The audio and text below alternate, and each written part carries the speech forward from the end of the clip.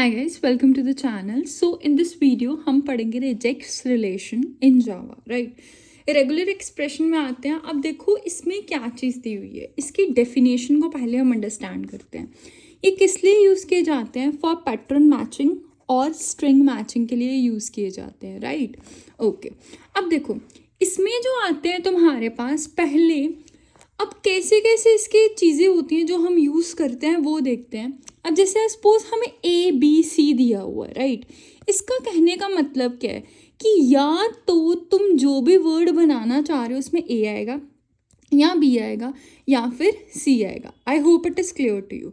Okay, now see इस चीज़ का क्या मतलब है? इसका मतलब है negation of A, B and C, any character except A, B and C, right?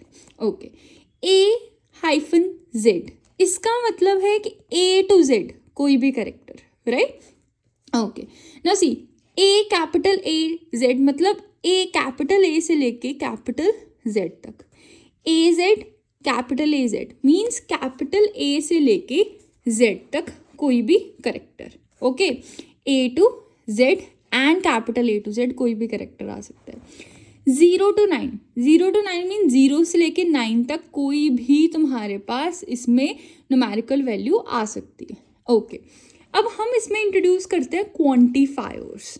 अब देखो क्वांटिफायर्स क्या होते हैं. इसमें क्वांटिफायर्स होते हैं, सपोज अगर तुम्हें उसने लिख के दे दिया कि हाँ ये चीज़ ऐसे क्वेश्चन मार्क डाल के दिया, इसका मतलब है कि वो चीज़ अकर करेगी 0 से या 0 टाइम्स या फिर 1 टाइम. ओके, अगर साइड पे प्लस है इसका मतलब है कि वो चीज़ अकर करेगी 1 टाइम या उससे ज़्यादा टाइम. अगर वो चीज़ स्टार है उसका मतलब है वो चीज़ अकर करेगी 0 या फिर more than that time. Okay, इसमें और इसमें डिफरेंस क्या है? ये 1 टाइम अकर करेगी, ये 0 टाइम भी अकर कर सकती है. ठीक है, ओके. अच्छा, इसका n का क्या मतलब है कि वो चीज़ n टाइम्स अकर कर रही है. लाइक 6 लिखा हुआ है मतलब वो चीज़ जो है 6 टाइम अकर करेगी, राइट? ओके, इसका क्या मतलब है? At least n number of times. Okay, अब इस चीज़ का मतलब है कि at least n number of times जो है वो अकर करनी चाहिए और मोर देन दैट. ठीक है, यहाँ पे वो अकर कर रही थी n नंबर ऑफ टाइम, यहाँ पे at least n number of times अकर करनी चाहिए.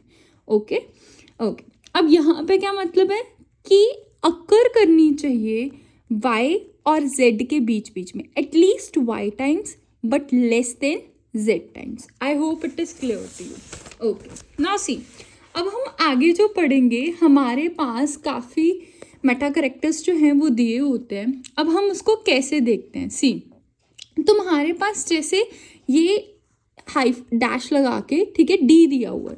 अब इसका क्या मतलब है कि कोई भी करेक्टर, ये शॉर्ट फॉर्म है, कोई भी करेक्टर कहाँ से लेके 0 से लेके 9 तक तुम लिख सकते हो.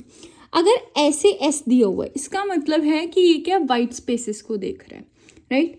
अगर ऐसे करके डी दिया हुआ है इसका मतलब निगेशन 0 to 9 के बीच में कुछ नहीं आएगा, राइट?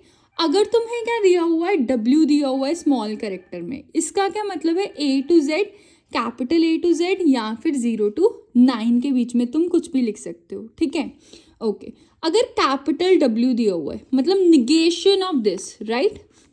ओके, अगर ये डॉलर का साइन है, डॉलर का साइन क्या इंडिकेट करता है? Finds the match at the end of the string.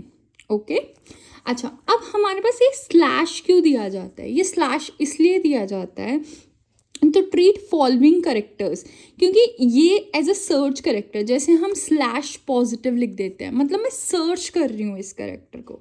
Okay, अगर स्लैश ऐसे लिख देते हैं मतलब मैं सर्च कर रही हूँ इस करेक्टर को. I hope it is clear to you. Okay, अब हम एग्जाम्पल्स की तरफ जाते हैं तो हमें एग्जाम्पल्स के साथ ज़्यादा क्लैरिटी मिलेगी.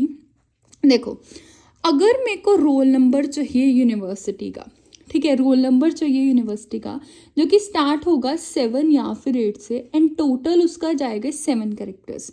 7 या 8 से स्टार्ट होगा तो मतलब 7 8 लिख देंगे हम. ठीक है, ओके, 7 8 लिख दिया और इसके बाद हमारे पास 7 8 से स्टार्ट हो गया, कितने करेक्टर बच गए? 6.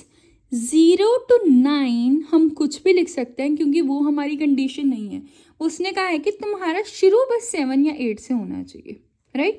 और कितने कैरेक्टर बचे 6, तो हमने लिख दिया 6 टाइम्स। ये तुम्हें याद है ना, ऐसे जो होता था इसका क्या मतलब होता था 6 टाइम्स। ओके, ये एग्जाम्पल क्लियर हुई।